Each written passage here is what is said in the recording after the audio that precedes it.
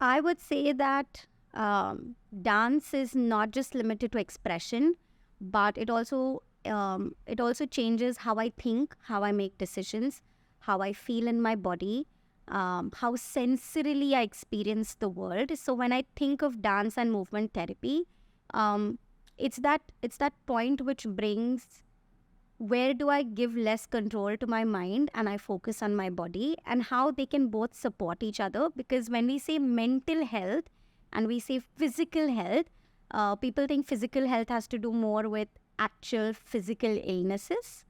And mental health is just about the mind. But if you look at depression, if you look at anxiety, if you look at any neurodivergent experience, it is not just something that I'm experiencing in my brain.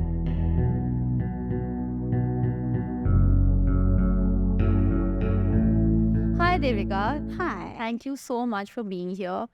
We've had a brief conversation before, but I would really like for people to know who you are very simply and what you do and where you come from and just something about yourself. If I had to describe myself in 3 words, it would be I'm a dancer, I'm a therapist, and I'm a human being at heart who comes with my own flaws and comes with my own different diagnoses. Because if you look at the DSM, all of us have a diagnosis, right? But really, I've been privileged enough and lucky enough to bring my interest in psychology as well as my experience and how I've felt in my body as a dancer together. And that's my profession, which is that of a dance movement therapist.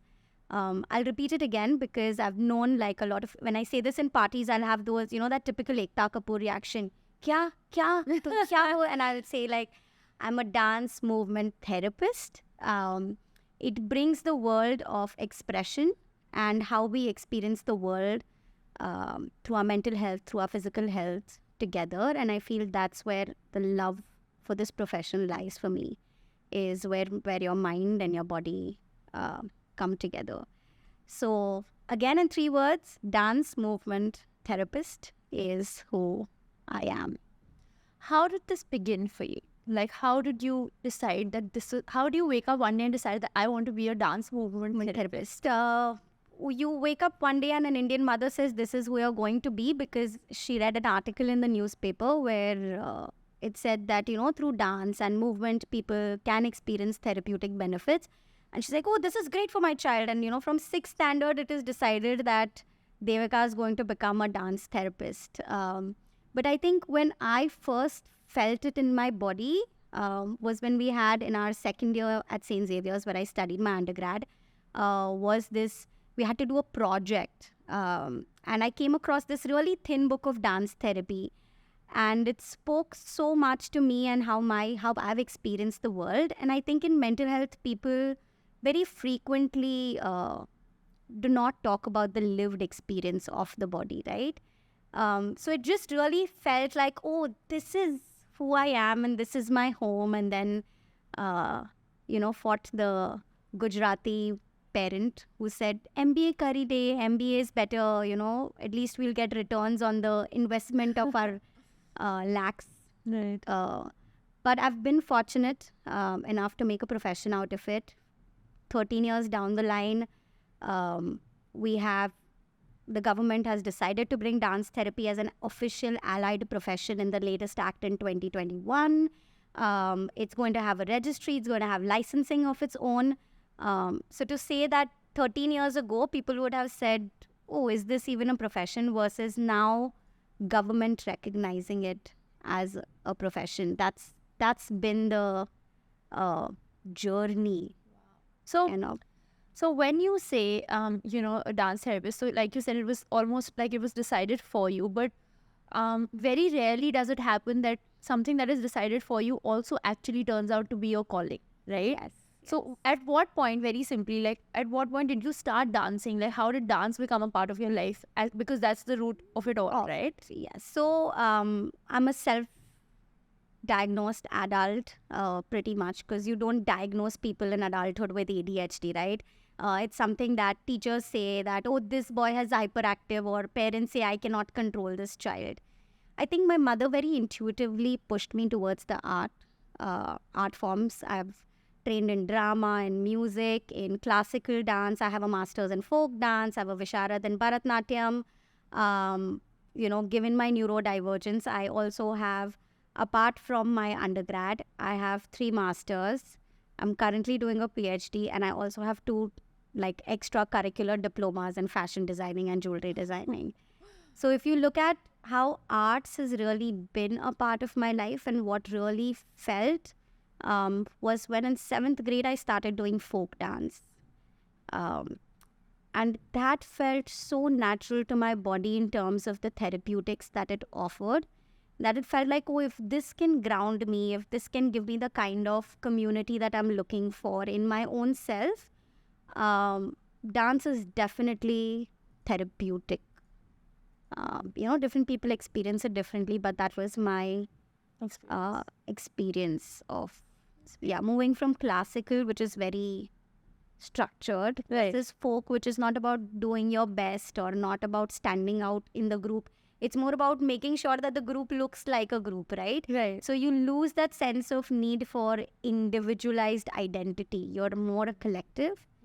And I think that let me take a step back and not always be the bright child, the most intelligent kid, the genius, and sort of took the pressure off. It did. And I feel like that experience with folk dance is where I'm at right now, even with my PhD, where I'm working with indigenous art forms, with adivasi children, to see how identity is experienced, right? So for me, it's like the seed was there and now it's grown into a full circle.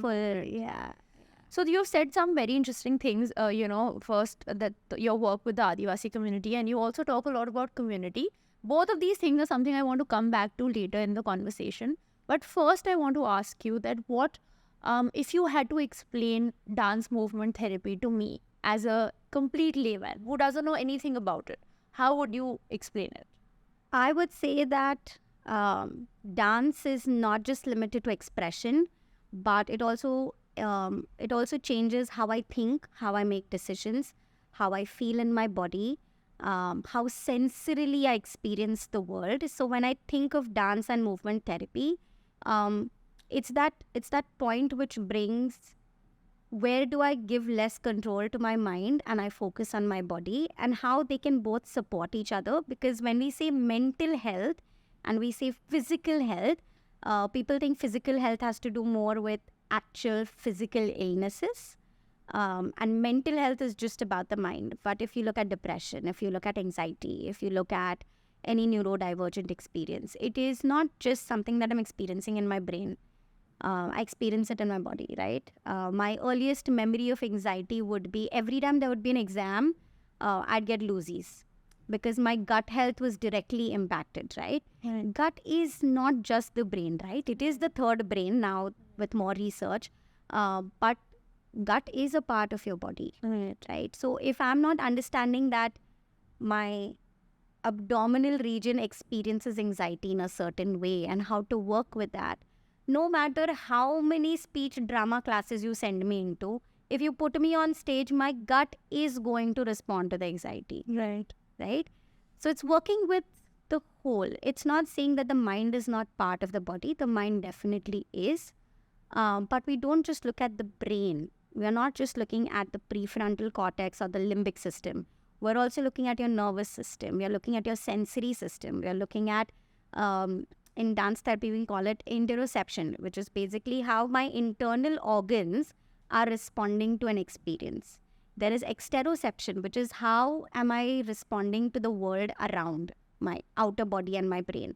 And then there is proprioception, is how am I navigating the world, right? This whole thing together is neuroception. So even if you think of it as I only want to focus on my brain in the mental health, brain is not just your thought, feeling, emotion. Right. It is the experiences of the body as well. 3 questions come to mind. Let me start with the first one. And this is more of a statement than it is a question, that I had read that there is something called the vagus nerve, if I'm pronouncing vagus nerve, which is a direct connection between the gut and the brain. Yes. So Dr. Stephen Porges has sort of talked about a lot about the vagus nerve. I am very particular about saying who discovered it, because it's a very wide notion that people discover things and people name things. Right.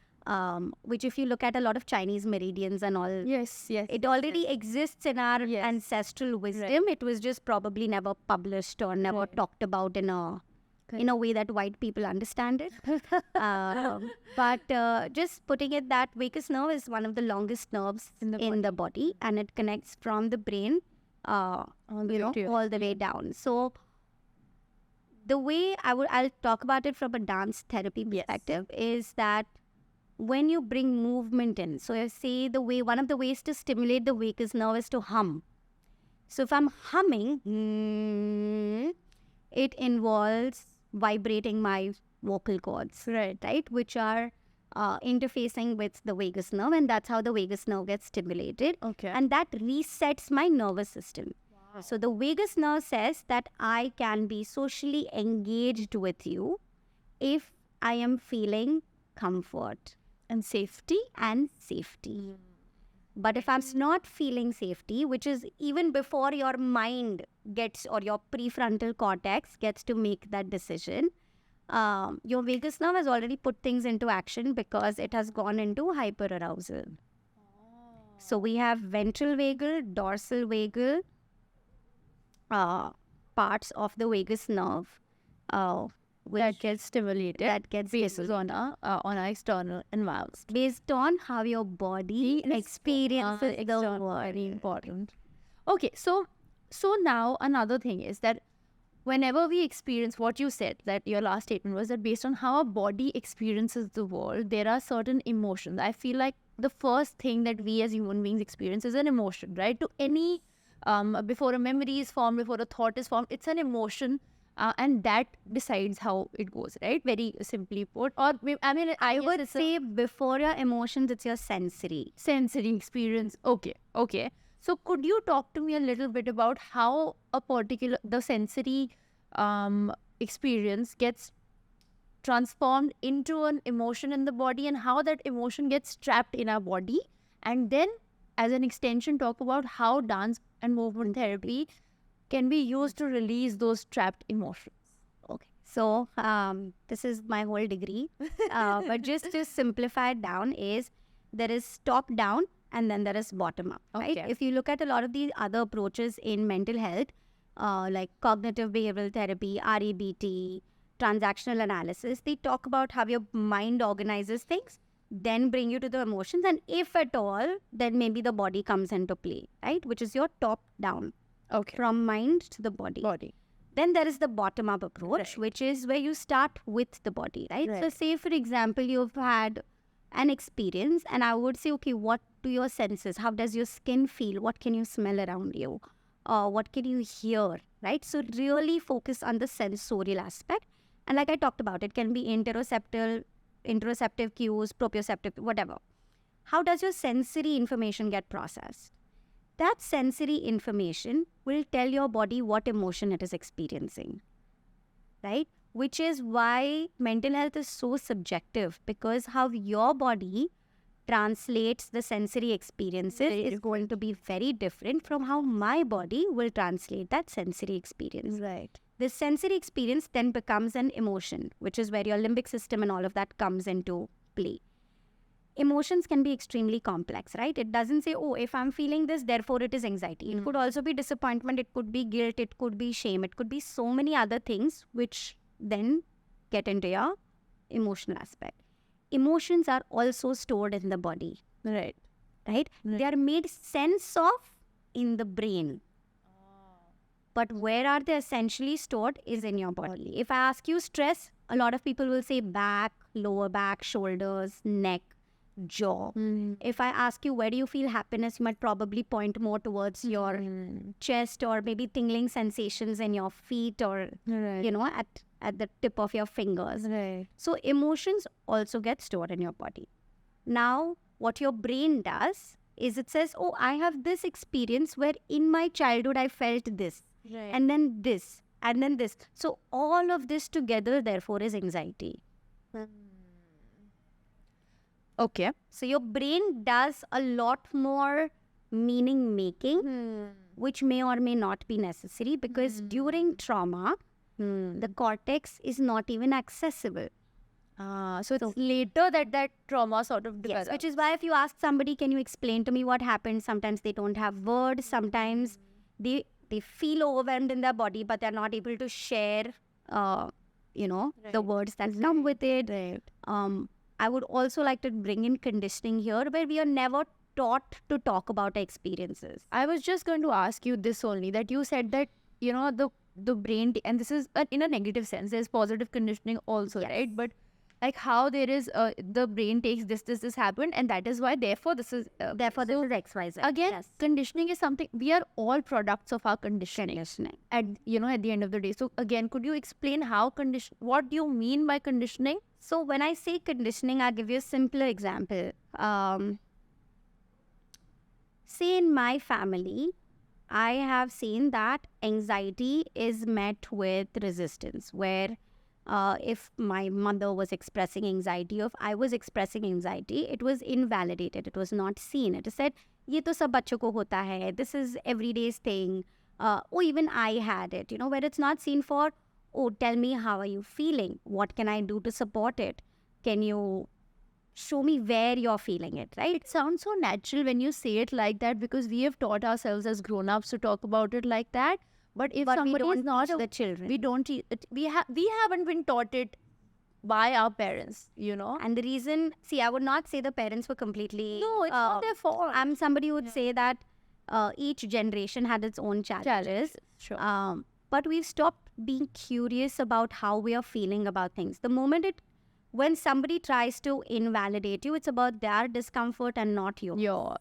Right? So if you're struggling with something, it's triggering something in their body. They don't want to feel that comfort, so they dismiss it. Yeah. In that process, they dismiss you. So I have never been conditioned to talk about being in asking for help in my own family, right? Because I'm an only child. I'm a female child. I don't have siblings. So parents have always been like, you have to deal with this world. At the end of the day, you are going to be alone. So today when my partner says, baby, I'll send the car, and I'm like, no, but I can take the train. But, that's my first instinct is, no, but I can take the train. Almost like hyper independence, which is also Which is also trauma response, right? Because it comes from this fact that I am constantly alone and I'm the only one who can take care of me. Right. Which I would also say is a lot to do with our education systems. It's a lot to do with our community setups, which pretty much no longer exist. And it's this whole neo-colonization or post-colonial response, right? Where we say that, you as an individual are responsible for yourself and for your mental health. If everything goes wrong, that's also your fault. If everything that goes right, all you. It's on you, right? So really taking away from that experience is when we talk about conditioning, that I have been conditioned to not seek help, to not ask for help in my body. So even when my body is shutting down, reaching out becomes so hard for me, right? So in dance therapy, say for example, I meet somebody who's had this, if I was treating myself, Right. Or treating what I just said, Right. it would be that if my body is constricting, going smaller, I could use props, I could use music, I could use imagery to find ways to reach out and feel comfort in Is it reaching out. almost like visualization to I know I'm oversimplifying. I would say it's not just me visualizing, it's me doing it again and again, right? Because conditioning happens when I've done the same thing again and again. Correct. I've been reinforced in a way to say what you're doing is the right way to go about it. Yes. So to break that pattern in my body, I need to embody it. I need to do it differently in my body, which is where the dance and the movement comes, because dance allows for playing, right? Yeah. I can be dancing and reaching out, Right. but not emotionally reaching out. Wow. So then I connect my physical exploration Right. with how I'm feeling emotionally, and then work on in what relationships do I reach out? Do I not reach out? Can I change those patterns? Is it almost like those answers come up while you're in the process of it or after? It is primarily client-based. So Right, how subjective. ready is the client's body To make receive that answer as well? But it is a very internal, external to internal process. External to internal and internal to external. As well. Because I need to be able to practice it outside my therapy room, right? Right. It can't be something that I do in therapy. I feel great about myself. Okay, now I've gone. Because that just perpetuates this whole conditioning. So when you talk about, I wouldn't say negative conditioning and positive conditioning. What I would call it is that the amount of resources you put in understanding or experiencing a negative experience or a traumatic experience, you put the same amount of effort in feeling good in your body and feeling comfort in your body and experiencing the world differently, right? Which is such a easily overlooked thing, right? The effort to be happy. I feel that as individuals, even I would say I'm somebody who's fairly active in working on my mental health, but still to be actively happy is something that is so sidelined that it almost doesn't exist. Yeah, and we also look at mental health of being happy as self-care. But in India, pretty much it is aftercare. Matlab, like after your body is shut down, you'll be like, oh, now I need to go be to, happy, and it's so commercialized. Like, only if I go to a spa am I doing good things for my mental. Self-care is a very, I think, misunderstood term, but we will get to that. Sorry to interrupt you, but you spoke about something, you spoke about community. And you also spoke about the neo-colonization and the individualization of mental health. Yes. Could you delve more into that very simply for me also and for our audience to help me understand? Because I do want to say this, what I take away from that is that when I think about mental health, I never think about it as a community effort or a collective effort. It's always me on my own. Even as somebody born and raised in this generation, I never think that, I will get some help from XYZ amount of people, right? Welcome to the damage the Britishers did to us. Just to put it in a way, we've never been an individualistic society, right? If you look at some of the olden, like some of the things which our grandparents have said is ki, "Arey, tumko jo problem hai, wo hamare ghar," we had somebody in our family who had this. He never went to work, and it's okay, we took care of his children and we raised his family. Even if you go into like a lot of rural spaces, you won't see them use the word. I'm not saying depression doesn't exist there. What I'm saying is they don't experience depression the way an urbanized folk experiences depression. Could you help me segregate that a little bit, just again for argument's sake? Yes. So just saying that so my PhD is decolonizing and indigenizing using indigenous art forms for identity development. And one of the things that research has established is that mental health is political, right? How the systems around me perpetuate my discomfort in the body is not looked at. So say, for example, a girl experiences sexual assault or a queer person experiences violence even being within the queer community.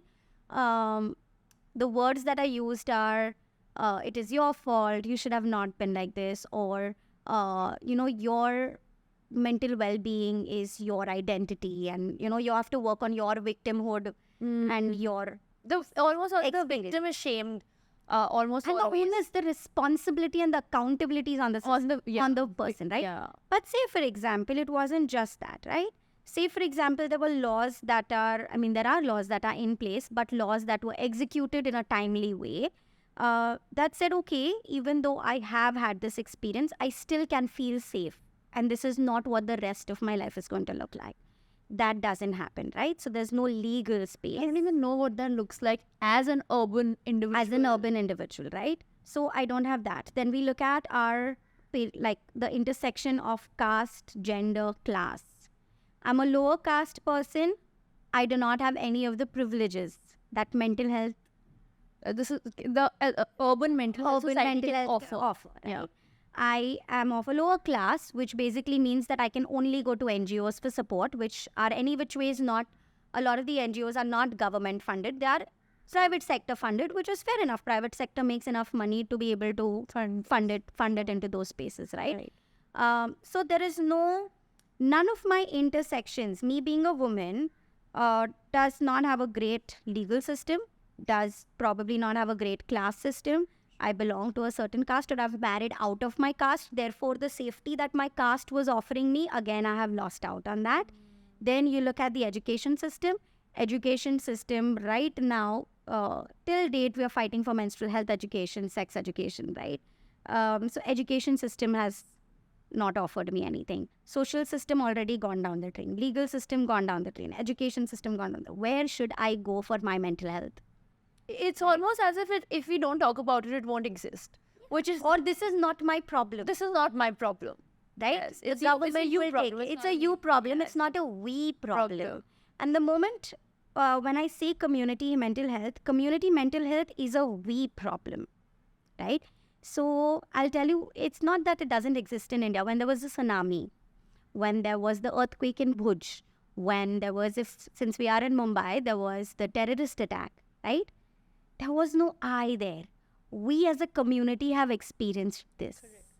So everything was put into place to get, I remember volunteering counseling services for the hotel staff of Taj. Did a lot of people come forward? A lot of people came forward. So suddenly it became such a we thing that it's so much more, the accountability is on all of us to make sure that the individual is healing, or that there is enough support offered to that individual for healing. And in this, dance and movement is such a social thing, right? I can feel myself, I can be myself when I'm moving with you versus when I'm supposed to move by myself, and do what with that? What am I supposed to do with these feelings which have nothing to do with what I have done in the society? It has everything to do with what the society has made me experience. I guess I related to something you said, the conditioning, that again, as an urban, well-educated, girl, I do not even think that there is anybody out there who's thinking of me like that, or is taking the responsibility that I matter, or my mental health matters.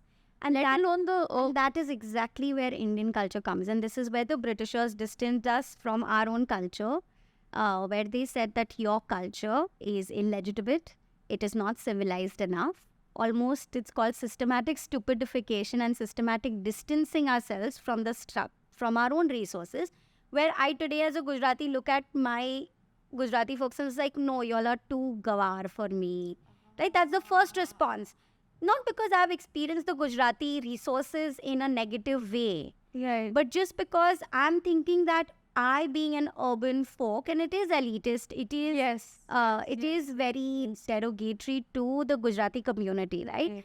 And then there are these words, oh, but I'm Gujarati, so it's allowed, right? So if we've actually created ourselves, we've hit ourselves on our own foot, where we've distanced ourselves from the resources our community can offer. Right. But we don't have access to all the individual identities because I'm not white. Right. I am a brown-skinned person, living in a brown country, living in a brown world, right, with all the patriarchal identity, caste, class, all of that. Right.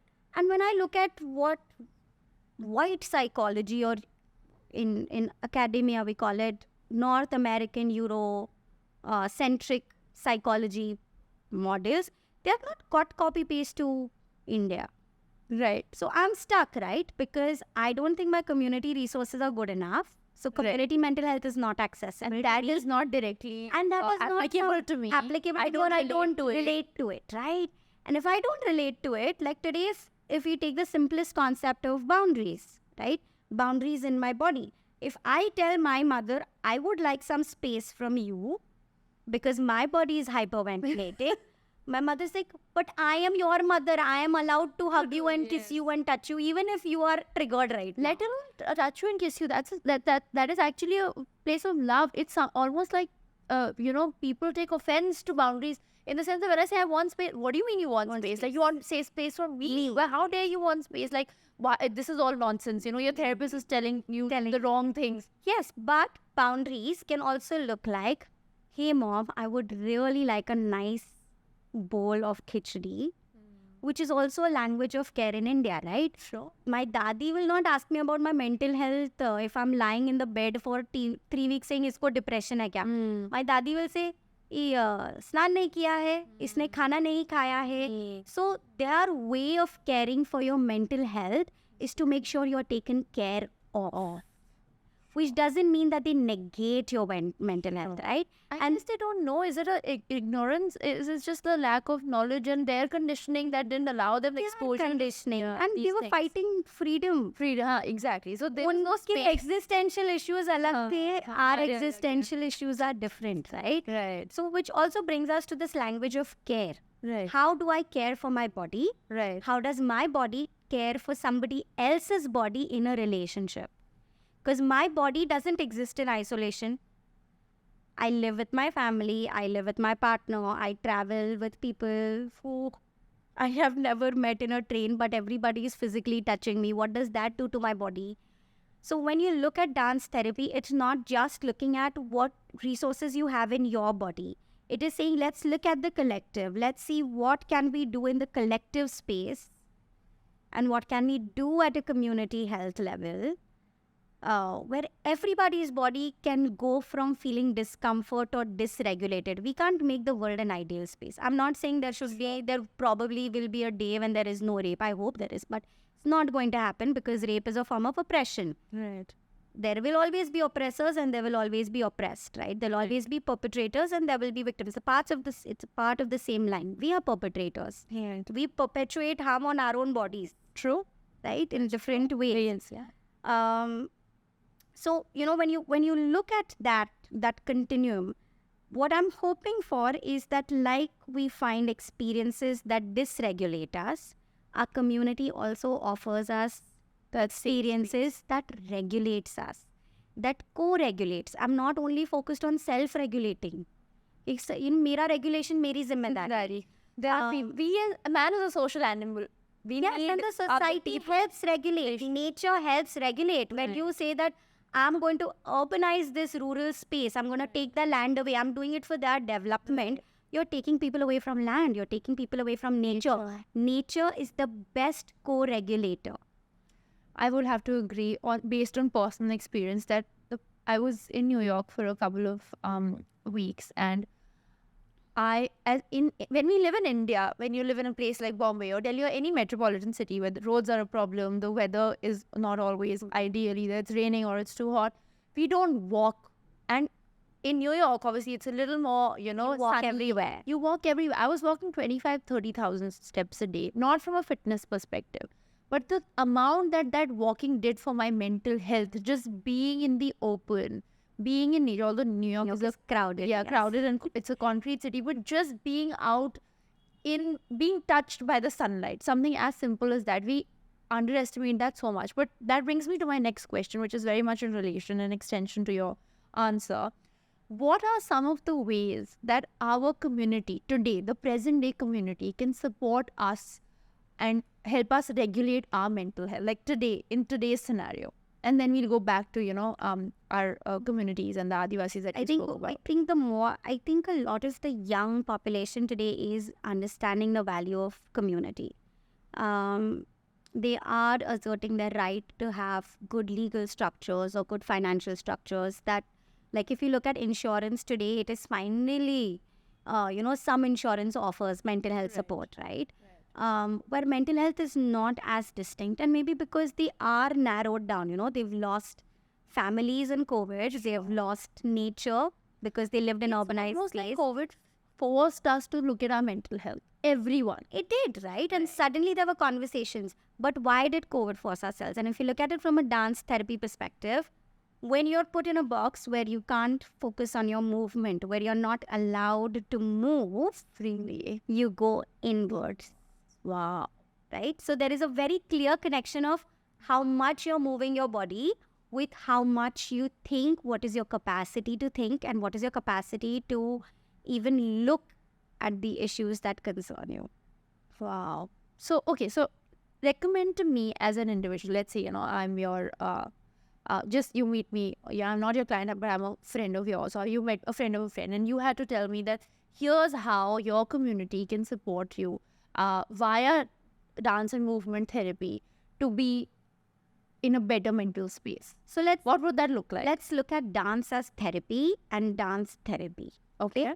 So dance is therapeutic, art is therapeutic, music is therapeutic, which is why it has survived decades and centuries and millennia. Yeah. Yeah.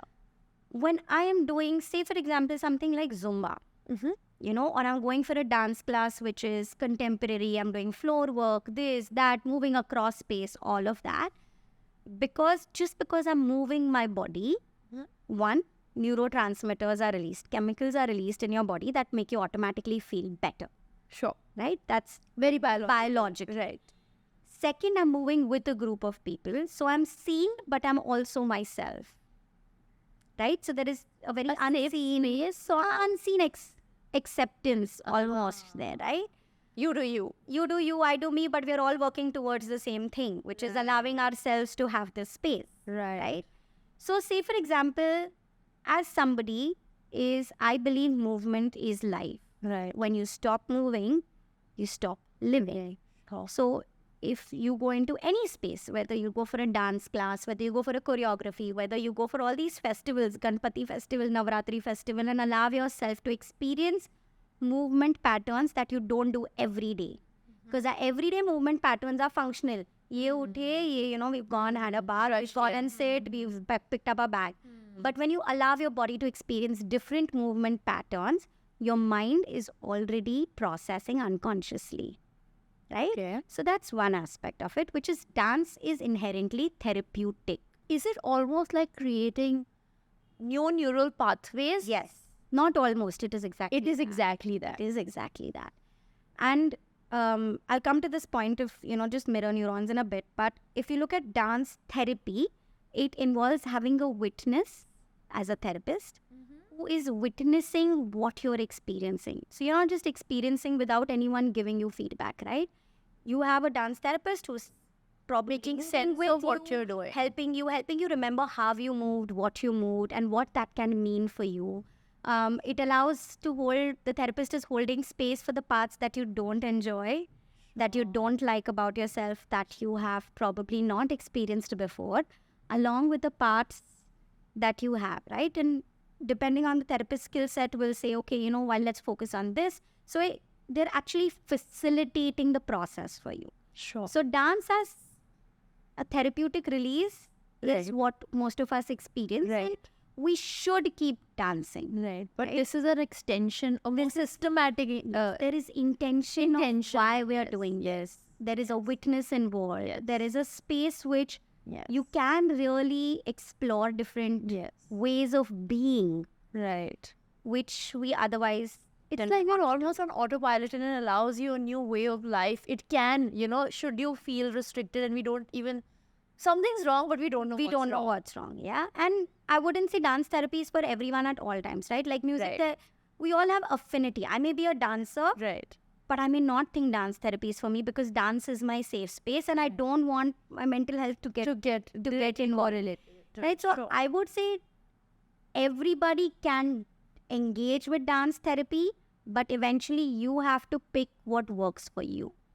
Who would you recommend it to? Like I said, I would recommend it to everybody. But I also know that maybe your body is not ready for it. I've had clients who've done like 2 or 3 sessions and then realized that they're not ready to receive what the body is ready to offer. And then suddenly after 2 years, they've come back and they've said, I'm in a better place now to let's look at, those difficult parts which I was experiencing at that point.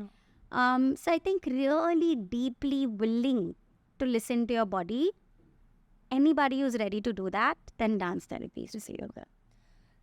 Another question, and after that I want to delve into the Adivasi part of it that you said, the Adivasi community that is a part of your PhD. But before that, I want to ask you that when I said who would you recommend it to, have you also, I know that you have worked with neurodivergent individuals and people who are on the spectrum, people let's say who cannot speak, literally cannot speak, or people who don't know how to articulate what they're feeling.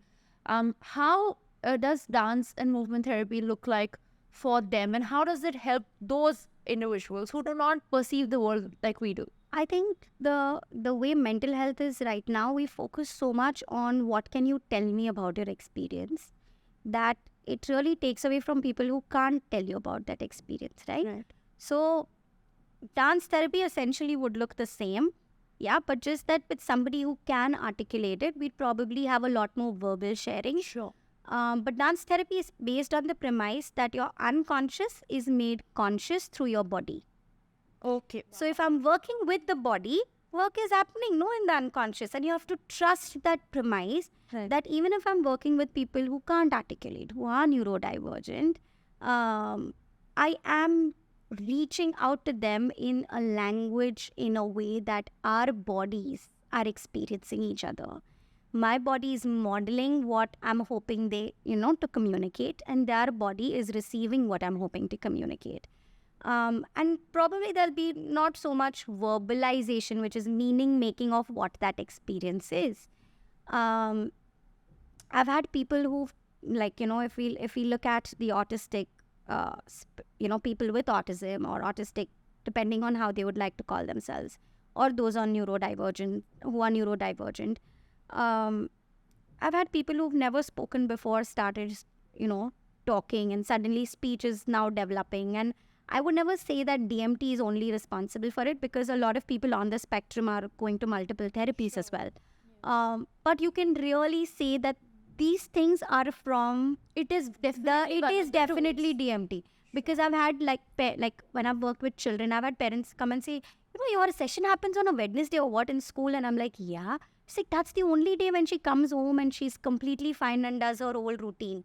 And you're like, oh, how did you make that connection? Because your day is the only, this day is the only day when something different is happening, right?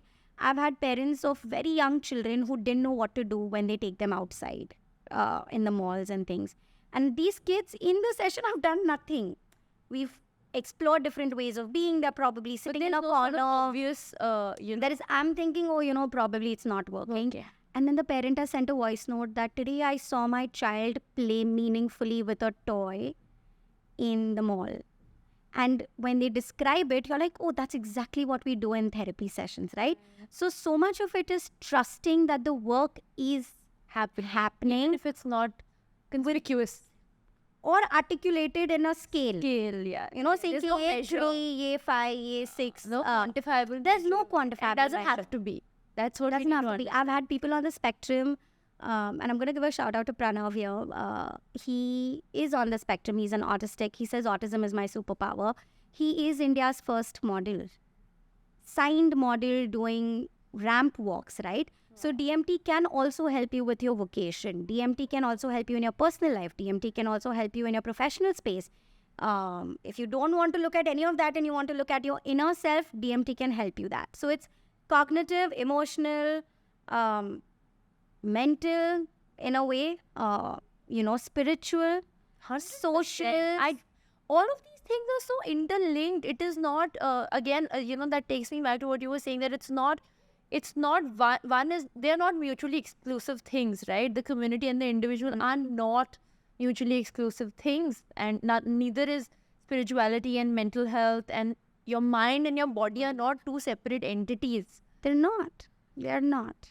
Okay, you mentioned that you are doing your PhD in why don't you tell me what it's about? You spoke about the Adivasi community, you're working with them. Yes. What does that look like, and how is it relevant? So the beauty of it is that I'm going as a committed outsider, right? I am an outsider. I'm not Adivasi. If you look at my social positioning, I'm upper class, upper caste, educated, Gujarati, Marathi, urban person going into their community, right? So first is acknowledging my privilege and my power that I bring in. The second is we're not introducing them to anything new. So I'm working with the Varli Adivasis. We're using Varli art forms. Okay. Right? Art forms which are from their own ancestral stories, which are from their ancestors, from their own communities. And we're looking at 6th graders right now, and we are saying, if you use your art forms to explore who you are, what does it do to your sense of self and who you become, right? Which is opposite of what Britishers did to us. They said, your art forms are not good enough. We are going to squish them, squash them, blah, blah, blah. But here what we are saying is, I'm not going to teach you something new. I'm not giving you something that you already are not aware of. Probably we are practicing it differently, right? So we bring stories from their grandparents or from the bhagats of the village that they've heard. We use art form to understand, okay, if I'm going to draw a picture of who my family is, where do I put my mama, papa? Where is my aji abba, right? And you will see a lot of these Adivasi, like we just finished data collection, and so many of the art forms, there were mountains and rivers full with fish and Vagoba, which is tiger. So even when you look at the gods that the Adivasis have, they're not Hindu gods. They're gods which are related to nature, right? And when you systematically push them further away from their lands, push them further away from nature, they're originally hunter-gatherers, Right. and they've been forced into settled agriculture, which is not their identity, right? So when I ask the kids to, I'm going to give you some rice tandoor flour to make a rangoli, what would you like to make? The boys actually started making like a bow and arrow. And I said, oh, what is this? And they're like, oh, this is what we do when we go hunting, right? So if you actually think about it, there are so many of these cultural symbols that are so important to them. And when you say that these are not urban enough, these are not legitimate enough, right? Delegitimizing an entire culture is where we are saying that this culture cannot help you build your identity. So now this child, when they grow up and they come to the city, then they experience bullying, they experience caste violence, they experience gender violence, and they don't have a way to go back to their community because they don't feel connected to the community. It's almost as if when you help uplift an individual society by taking them closer to their sense of community and their culture, to uplift their mental health, not only are you helping them as individuals and their community, you're also helping us as urban individuals who are different from them, and how our culture, their culture, another community's culture comes together to make the community that we're talking about and the collective mental health. And I would say I get more from them than they possibly get from me. But there are so many things that I've been put into reflection. And I'm a reflexive person. Imagine my whole PhD is also an embodied reflexive sort of the way I'm collecting the data as well. But, it makes you question that why am I so far away from my identity? And today, if I need to look after mental health, why don't I feel proud? Like, now I say it, that I go 9 days for Navratri, right? And I dress up differently every day. But I remember so particularly in school where I wouldn't want my friends to know that I'm going and playing Navratri 9 days a week, right? Today, I feel there is a sense of pride, there is a sense of rooting in my own ethnicity, in my own identity. And when there is no rooting is when mental health has that space to root itself, no? Sure. If you're rooted and you're grounded, and if you look at the imagery of a tree of life, all of that, all those collective symbols that are there in our ancestral wisdom, is rooting allows for you to have a more stable trunk. And then you can, and your direct impact on your community and how your much you family can grow. If I'm feeling stronger here, I can grow, right? I can receive more. And this is what we don't have, I feel, because when we don't have a community, I'm like one of those individual trees, right? How long can you sustain? How long can I sustain? But if your roots and my roots have a chance to integrate and to work with each other and to build from each other, I know that when I can't sustain, your roots will hold me in place. Sure. And isn't that how we hear a lot about relationships today and friendships, and it's always that there's never 50-50. It's always 80-20, and that happens when you are taking care of yourself, but you also know that you are supported, right? And you're taking care of somebody else, and when there is a collective care model, and that's what DMT is. DMT is a lot about collective care model. When I'm working in a community, I work with elderly, I work with people with Parkinsons, people with dementia. We don't do things alone. When you see each other, seeing that, oh, this person's experiencing Parkinson's differently. I'm experiencing Parkinson's this way. Oh, what within my experience can be offered to this person to support them? Sure. What within your experience can be, used to support? We've literally had anecdotal evidence where caregivers have come and said, oh, what are you doing in this session? My father used to never have a meal with us because he was so, had to have tremors. Right. He's so distanced from the family. He's suddenly now coming and eating with us. He wants to drive himself to work. Or I had a person who said, my father's not falling in the house anymore because he can navigate smaller spaces in a much better way. So you're giving them back their families. You're finding ways to give them back their independence. The sense of identity. Their own dependency is not how they experience their bodies The anymore. shame, it's almost as if the shame is gone other than the physical Imagine your disability body itself. that is supposed to support you through life is not supporting itself anymore. And when we support each other's bodies, there is so much more. And I think this brings me back to the point, Sita, my neurodivergence is mirror neurons. Yes. All our brains have mirror neurons, right? I'm sorry, I think the mic moved. But all our brains have mirror neurons. And which basically means that when I'm witnessing you move, even if I can't move, 60 to 70% of the same parts of my brain lights up. When I'm witnessing you move and emoting in a certain way. This is why we cry at Shah Rukh Khan movies. Not like because we've had that same experience or we love Shah Rukh Khan, maybe we do. But it is because those same parts of our brain are activated. That his are. His are, right? When you see a dance performance, when you see music, you feel energized, right? Yes. It's because even though I'm not playing the music, Right. the mere act of witnessing can Is bring almost as empathy, powerful. can bring almost 60 to 70% the same kind of experience. And which is why dance therapy works, because I'm not just witnessing you through my eyes or through my thought processes.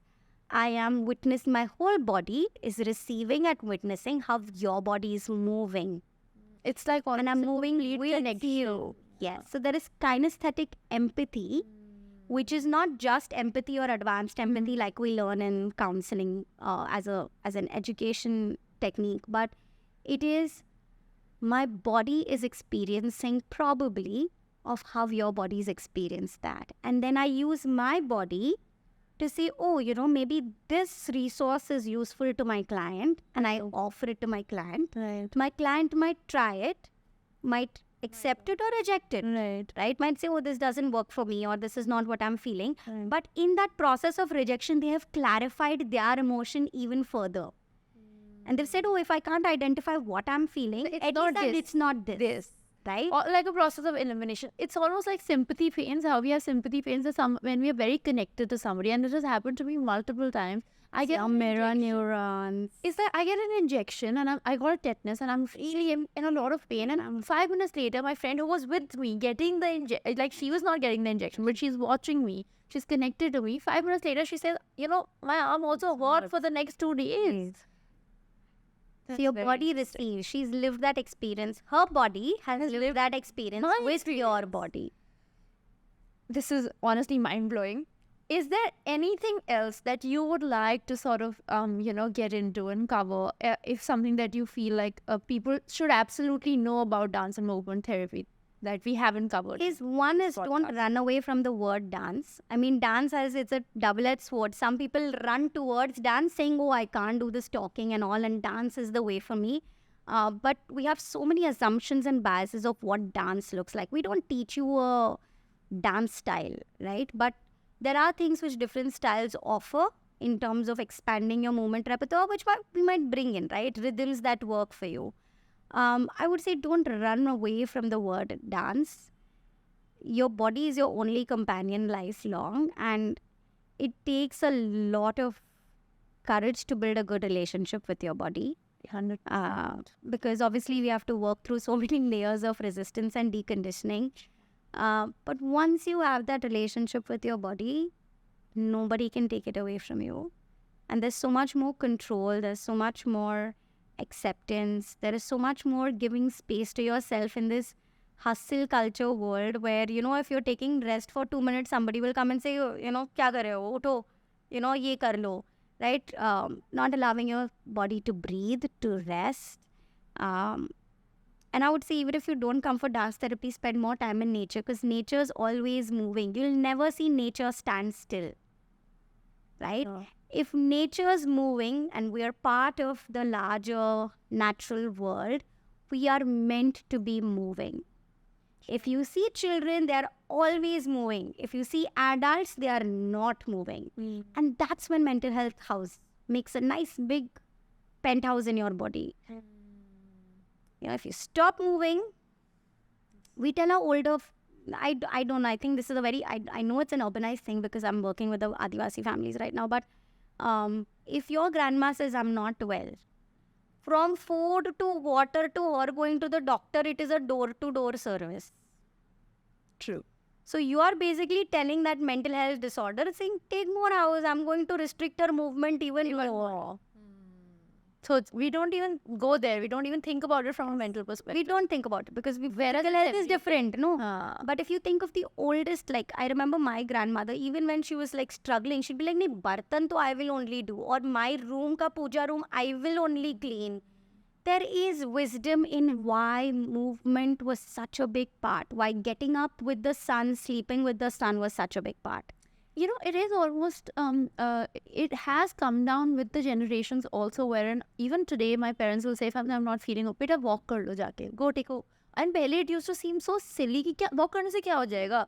But it works. But haldi ke doodh se kya ho jayega? Haldi ke doodh se your internal organs feel the warmth, feel the healing. Sure. And if your internal organs feel held, which is your interoceptive. It's like a reverse, the bottom to top. Yes, which is a lot of what yoga is. If you look at Asian culture, there's Tai Chi, there is, I can just go on about the wealth that is there in our own culture, in different communities. There are folk dances which are done to process birth. There are dances which are to process death. Life transitions, right? Transitions are so hard on all human beings. And imagine if you have dances and songs for it. Almost like an Irish wake, how they do it in an Irish wake. It's such a happy evo, and there's dance, there's music to process grief. To process grief, right? And there is, if you look at Rudalis in Rajasthan, the Rudalis are called so that even if you can't express that crying and beating of the chest, they do it for you. And witnessing is process. Oh wow, witnessing is processing. Witnessing is also an important part of how we exist in the world, right? Yeah. So our ancestral wisdom is infinite. This has been so enlightening for me, and I'm sure for our audience as well. You are exceptionally good at what you do, and I say that even without having experienced dance and movement therapy, but I know that that's going to be my next stop, and I don't say that just for the sake of saying it.